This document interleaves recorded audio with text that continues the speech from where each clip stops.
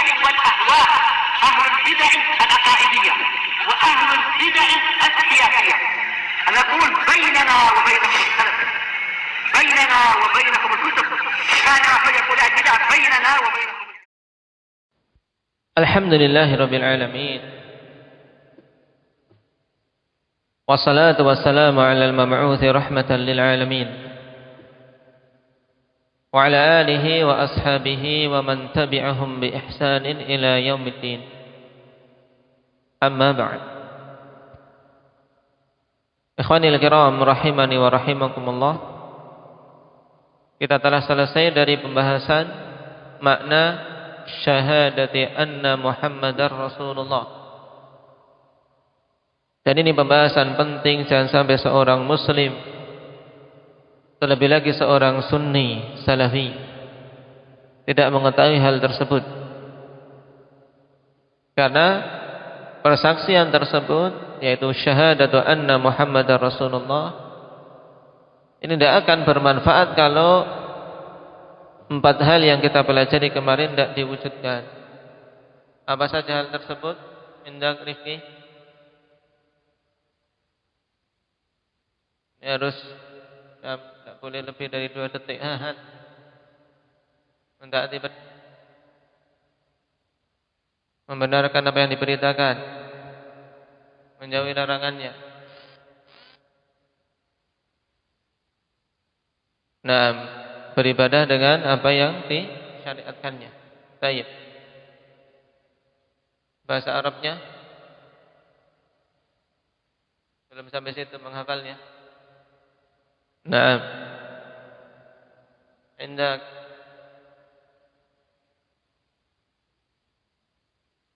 Nabil, ta'atuhu fima amar wa tasdiquhu fima akhbar wa ijtinabu ma naha anhu wa zajar wa alla yu'badallah illa bima syara'.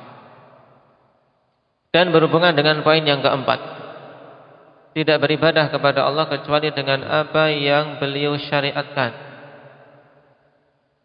Nah, yang dimaksud di sini yang beliau syariatkan, yaitu yang beliau sampaikan kepada kita tentang syariat Allah Subhanahu wa taala.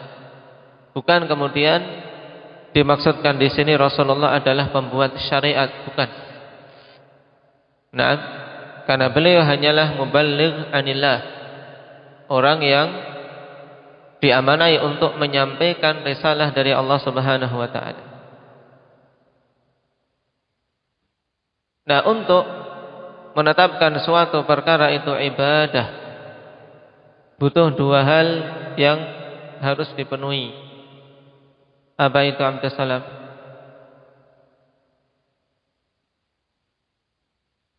Tetapnya dalil yang menunjukkan hal itu adalah ibadah. Terus yang kedua,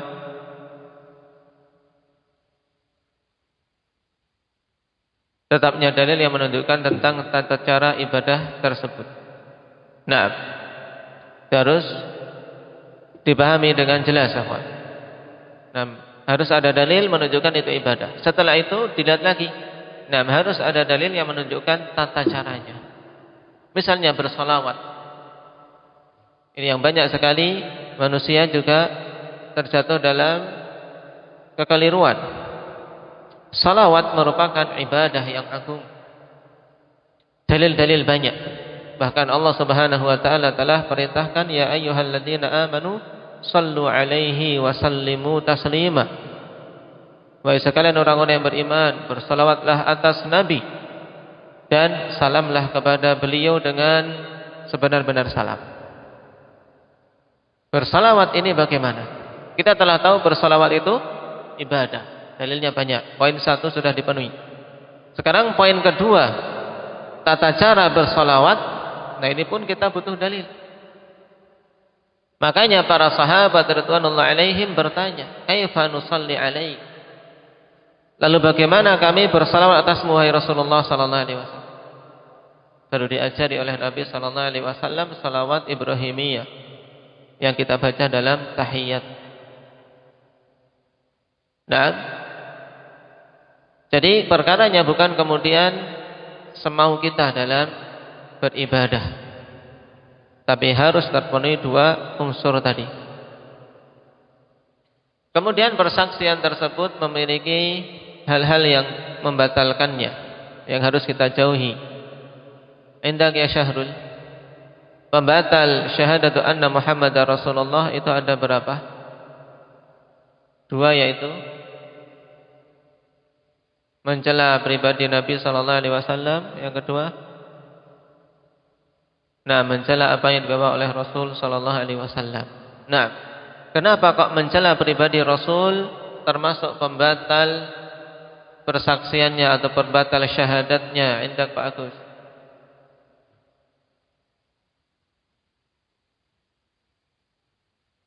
Mencela? Karena celaan kepada Rasul merupakan celaan kepada Allah Subhanahu wa taala juga. Karena apa? Allah yang mengutusnya. Allah Subhanahu wa taala yang telah memerintahkan kepada kita untuk taat kepadanya dan menghormatinya. Yang lainnya, alasan lainnya apa? Pak Alvin. Hadir? Aba Mujahid.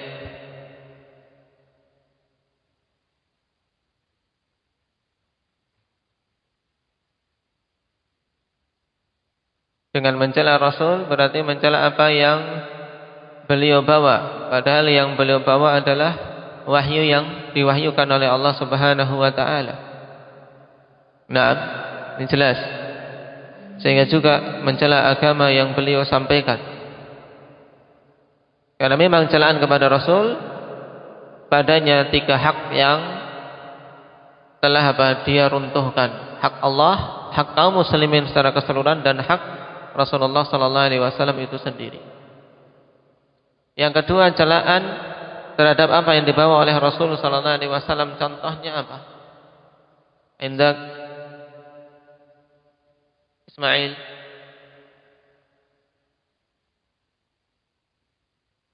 Celaan terhadap apa yang beliau bawa, contohnya apa?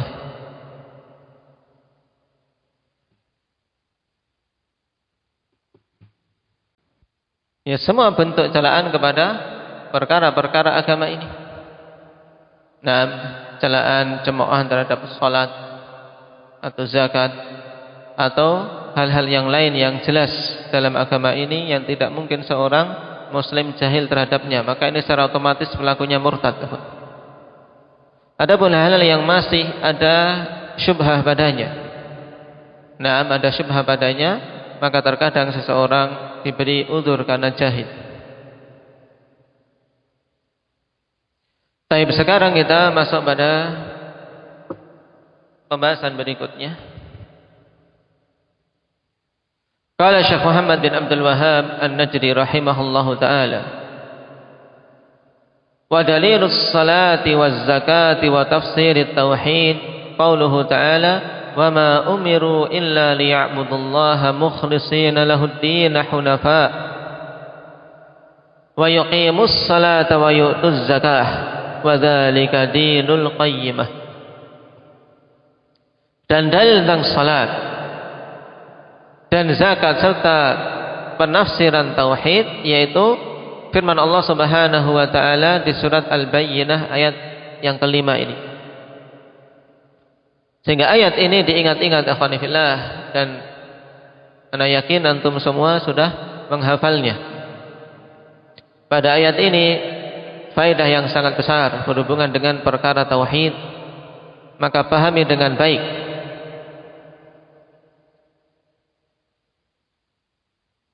Terkandung di dalamnya dalil tentang wajibnya salat dan zakat, dan penafsiran tauhid serta wajibnya ikhlas dalam beribadah. Allah Subhanahu wa taala katakan di sini, wa ma umiru illa liya'budullaha. Tidaklah mereka diperintahkan. Umiru bentuk apa ini namanya? Sighah apa? Indak Hudzaifah.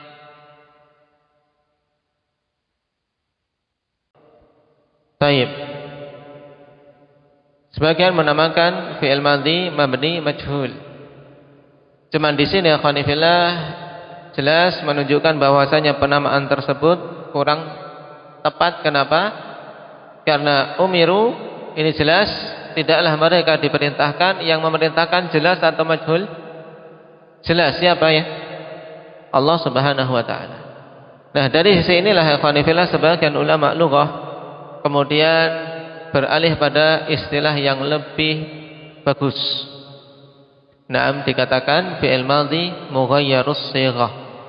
Fi'il madhi yang shighahnya diubah menjadi bentuk pasif. Sehingga wawu di sini i'rabnya apa?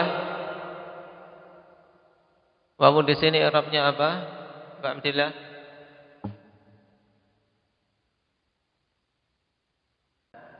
Taib al-wawu dhamirun muttasilun mabniun 'ala sukun fi mahalli raf'in naibul fa'il. Nah, sebagai naibul fa'il. Berarti maknanya tidaklah mereka itu diperintah. Dan yang memerintah jelas siapa? Allah Subhanahu wa taala. Illa liya'budullaha mukhlishina lahuddin, kecuali agar mereka beribadah kepada Allah Subhanahu wa taala. Illa liya'budu di sini istisna mufarraq. Jadi ketika ditiadakan tidaklah mereka diperintah. Kita semua tidak diperintah kecuali untuk apa? Kecuali untuk beribadah pada Allah Subhanahu wa taala. Ini menunjukkan hasr, menunjukkan apa? Pembatasan yang sangat tegas ikhwani fillah bahwasanya perkara yang Allah Subhanahu wa taala perintahkan itulah ibadah. Naam, itulah ibadah. Ketika kita beribadah dituntut mukhlishina lahuddin. Naam, mukhlishina lahuddin dalam keadaan mengesahkan Allah Subhanahu wa taala. Amalan itu dia ikhlas, memurnikan amalan itu semata-mata untuk Allah Subhanahu wa taala. Karena ad-din di sini bermakna al-amal.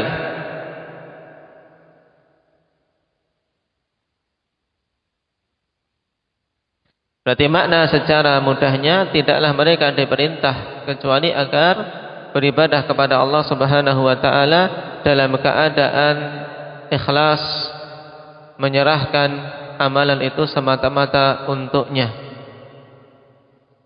Mukhlishina lahuddin. Ad-din at-ta'ah. Ad-daimah al-lazimah, yaitu ketaatan yang terus-menerus. Yaitu dia serahkan kepada Allah Subhanahu wa taala amalannya, tidak menyekutukannya dengan sesuatu apapun. Hunafa,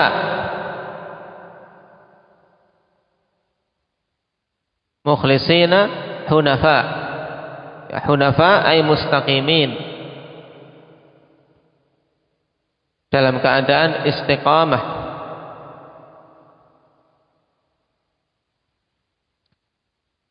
Juga terkandung di dalam hunafa ini akhwan mukhlisin, dalam keadaan ikhlas. Karena makna hanif yaitu apa? Orang-orang yang senantiasa mentauhidkan Allah Subhanahu wa taala dan menjauh dari kesyirikan. Sehingga didatangkannya hunafa sebagai penguat untuk mukhlisin. Mukhlisina lahuddina hunafa. Kemudian Allah Subhanahu wa taala katakan wa yuqimus salata wa yu'tuz zakah. Ini ataf kepada umiru. Ataf kepada apa? Berarti apa? Liya'budu apa? Wa ma umiru illa liya'budu. Wa ma umiru illa liyuqimus shalah wa yu'tuz zakah. dan untuk mereka menegakkan salat dan menunaikan zakat. Dan itu jelas bahwasanya salat dan zakat adalah perkara yang diperintahkan. Dan hakikatnya salat dan zakat ini sudah termasuk dalam keumuman ad-din yang kita wajib mengikhlaskan itu semua semata-mata untuk Allah Subhanahu wa taala. Cuma dikhususkan penyebutan salat dan zakat dari semua jenis ibadah ikhwani fillah karena pentingnya perkara tersebut. Nah, salat dan zakat.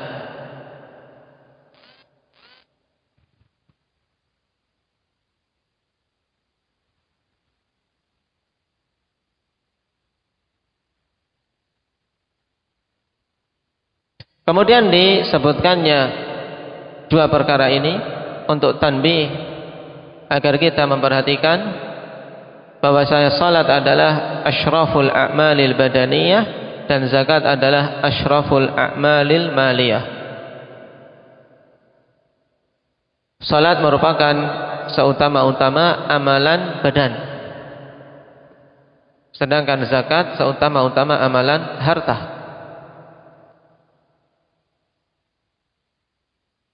Oleh karena itulah sedekah yang paling utama ya sedekah wajib ini berupa zakat itu. Zakatul mal. Yang terkadang manusia ketika menunaikan perkara-perkara yang wajib ikhwani fillah lalai dari sisi ihtisab. Padahal amalan yang wajib itu amalan yang sangat besar pahalanya di sisi Allah. Karena tidaklah Allah Subhanahu wa taala mewajibkan kecuali karena Allah Subhanahu wa taala sangat mencintainya. Sebagaimana dalam hadis qudsi, "Wa ma taqarraba ilayya 'abdi bi syai'in ahabba ilayya mimma aftaradtuhu 'alaihi." Tidaklah seorang hamba mendekatkan diri kepadaku lebih aku cintai daripada hal-hal yang telah aku wajibkan kepadanya. Ini penting apa? Hal-hal yang wajib tunaikan sebaik mungkin. Karena kebanyakan awamun nas gagal paham di sini. Ketika mendengar amalan-amalan sunnah itu banyak keutamaannya ini dan itu, hanya menganggap itu lebih utama daripada amalan-amalan wajib yang terkadang kita tidak mendapati dalil menunjukkan keutamaan seperti disebutkan dalam amalan-amalan sunnah. Tapi bagi seorang yang mengilmui hal ini, cukup dia dihukumi wajib merupakan keutamaan yang sangat besar. Tidak ada bandingannya dengan amalan-amalan sunnah. Contohnya misalnya rakaat al-fajr, 2 rakaat sebelum subuh. Datang keutamaan khairun minad dunya ma fiha, lebih utama daripada dunia dan seisi. Ini yang sunnahnya, apalagi yang wajibnya. Walaupun subuh, nah salat subuhnya akhwan, nah mungkin seseorang tidak mendapati penyebutan keutamaan yang seperti 2 rakaat sebelum subuh. Tapi kalau sunnahnya saja seperti itu, jelas yang wajibnya lebih afdal. Nah, di sini amalan-amalan yang wajib hendaknya kita berikan perhatian sebaik mungkin. Kemudian berhubungan dengan ayat ini, Allah Subhanahu wa taala tutup di akhirnya wa dzalika dinul qayyimah. Yang demikian itu yaitu maksudnya alladzi umiru bih. Bahwasanya perkara yang diperintahkan tersebut yang berupa ikhlas, kemudian amalan-amalan ketaatan yang disebutkan paling utama di antaranya adalah salat dan zakat adalah dinul qayyimah. Berarti dinul qayyimah i'rabnya sebagai apa Ahmad? Khabar. Wa dzalika dinul qayyimah. Dan yang demikian itu adalah agama yang lurus. Nah, dinul qayyimah ay al-millatul mustaqimah, yaitu agama yang lurus yang tidak ada penyimpangan padanya.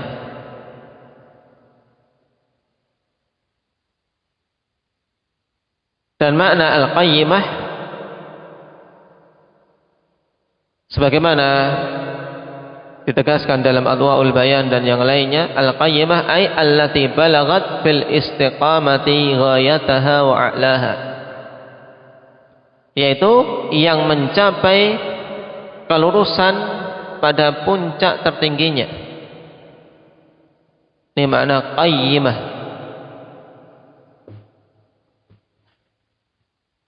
Berarti agama yang lurus pada puncak kelurusan. Jika siapa saja yang betul-betul melaksanakan Islam sebagaimana yang dibawa oleh Rasul sallallahu alaihi wasallam, maka mesti ikhwani fillah dia berada di atas kelurusan. Namun tatkala seorang menyimpang ke kiri dan ke kanan, maka dia akan tersimpangkan dari jalan yang lurus tersebut.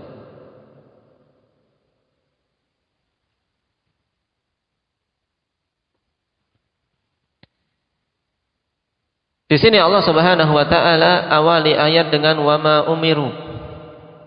Tidaklah mereka diperintahkan. Ada faidah bagus yang disebutkan oleh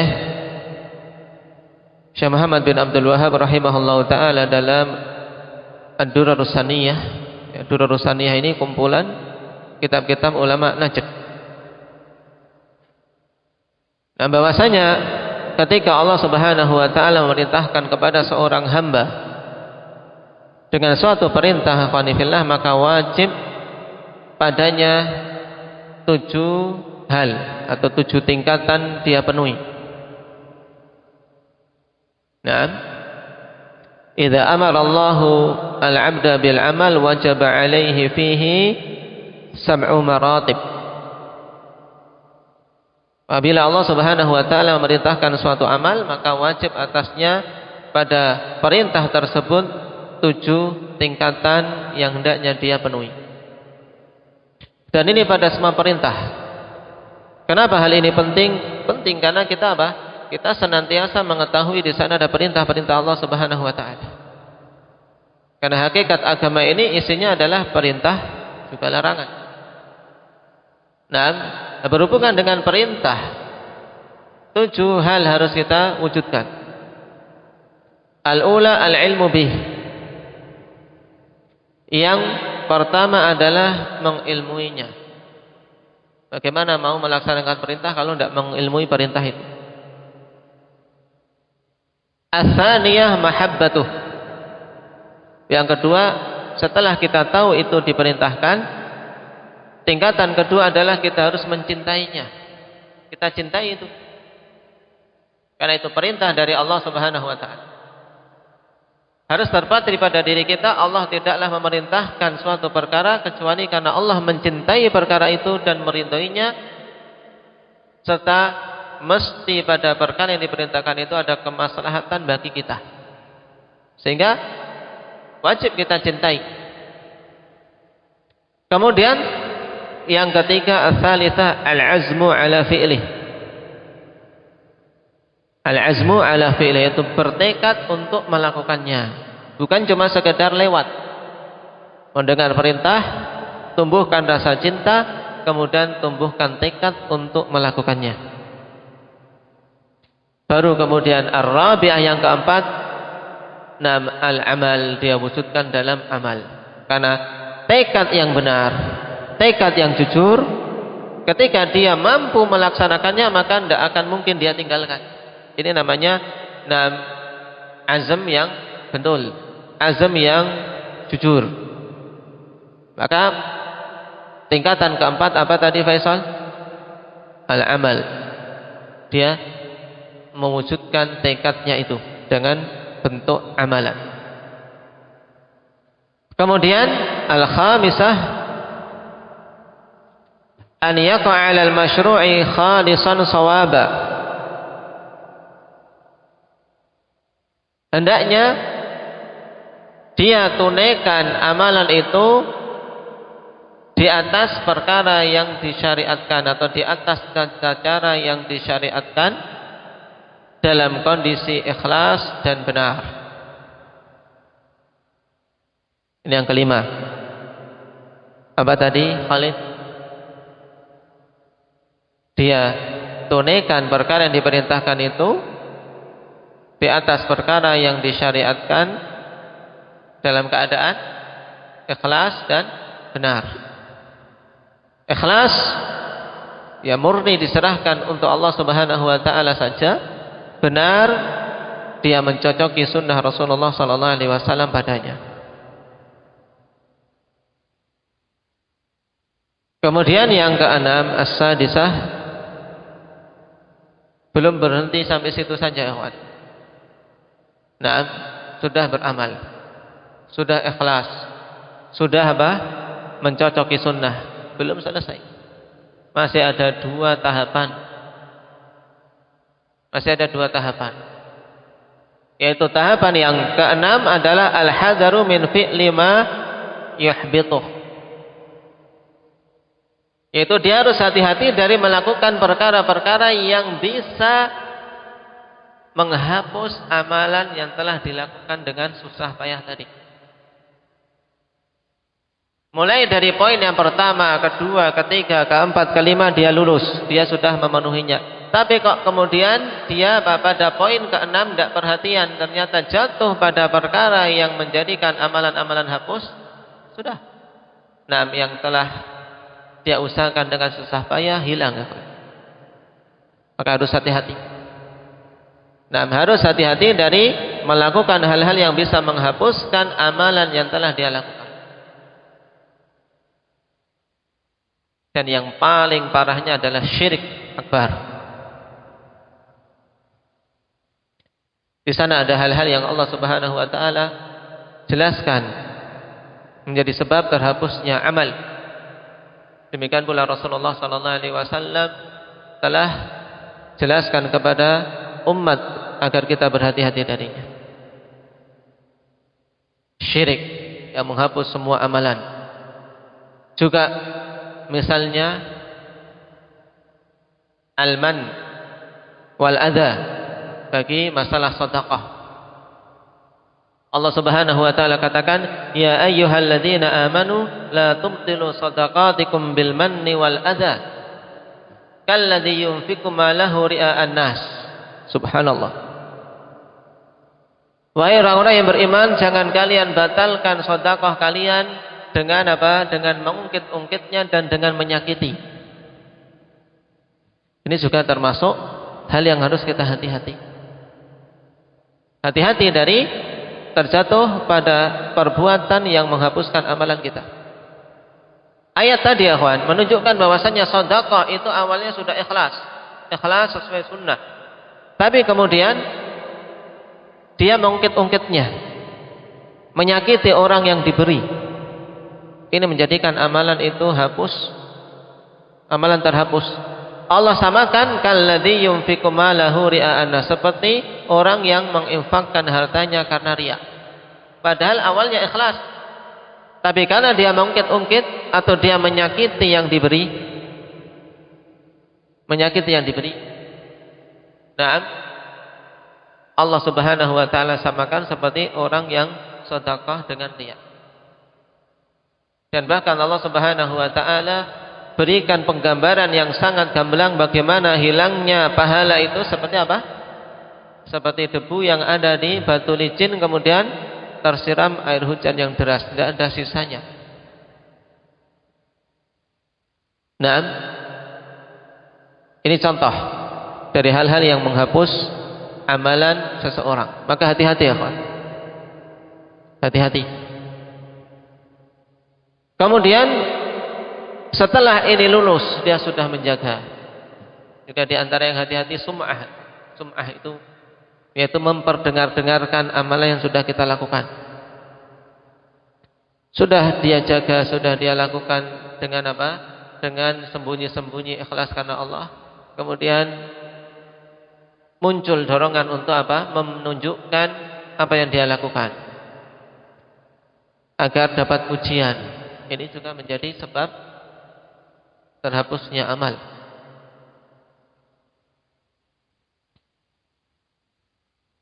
Dan pembahasan tentang hal-hal yang menghapuskan amalan insyaallah kita bahas pada 6 majelis tersendiri karena banyak. Poin yang ketujuh, as-sabatu alaih. Setelah berhati-hati dari hal-hal yang menghapusnya, tidak cukup di situ saja kalau kemudian dia tinggalkan. Dia beramal, ikhlas, dia jaga, tapi kemudian ditinggalkan, tidak diamalkan lagi. Ini menunjukkan tidak benarnya dia dalam menunaikannya. Karena seorang ketika benar menunaikan suatu ibadah akan Allah berikan taufik untuk terus-menerus istiqamah di atasnya. Maka unsur yang ketujuh ini ya kawan, at-tabatu alaih, ini harus dicamkan, yaitu kokoh di atasnya. Ini 7 maratib ketika kita mendapati perintah dari Allah Subhanahu wa taala. Man hafizah, siapa yang sudah hafal? Afiq 7 maratib ini mengilmui, mencintainya,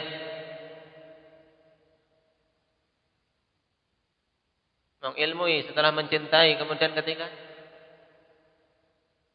ini harus masuk ke hati betul ya kawan. Karena apa? Karena setiap kita dapat perintah coba terapkan itu. Nah, kita ilmui, kita cintai. Tingkatan ketiga, bertekad, ya, tekad untuk mengamalkannya. Keempat, mengamalkannya, kita wujudkan betul dalam bentuk amalan. Kemudian kelima,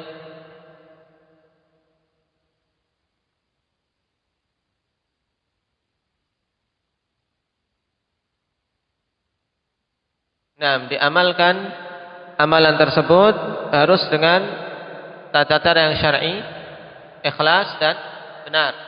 Baik. Terus yang keenam,